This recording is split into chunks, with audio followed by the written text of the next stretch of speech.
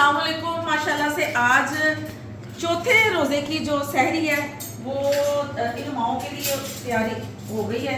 आज इसमें जो है ना वो अंडा कोफ्ता और साथ दही है, साथ मिठाई है, पराठा है और चाय है। ढेर सारी दुआएं किया करें। आपको तबलीग करना पड़ती है। नहीं नहीं, तकलीफ क्यों करनी है? ये देखे ना आपको आप भैया नहीं नहीं, कोई बात आपने नहीं। भी खाने अल्लाह पाक हमारी रोज़े नमाजें कबूल फरमाना। या खुदा पाक हम अपनी सी कोशिश कर रहे हैं, या अल्लाह पाक तो हमारी नमाजें रोज़े कबूल करना। या अल्लाह पाक रहमत का अशरा हम सब पर रहम फरमा दे। या खुदा पाक जी हमारे अदारे पर रहम फरमा दे। इसके जो करता धरता है उन पर रहम फरमा दे, उनकी कमाई में बरकत डाल दे, उनकी रिज़्क रोटी में इजाफा कर दे। या खुदा पाक जी हम सब पर रहम फरमा दे। कोफ्ते आज बनाए हैं तो अंडा कोफ्ते बहुत मज़ेदार हैं माशाल्लाह।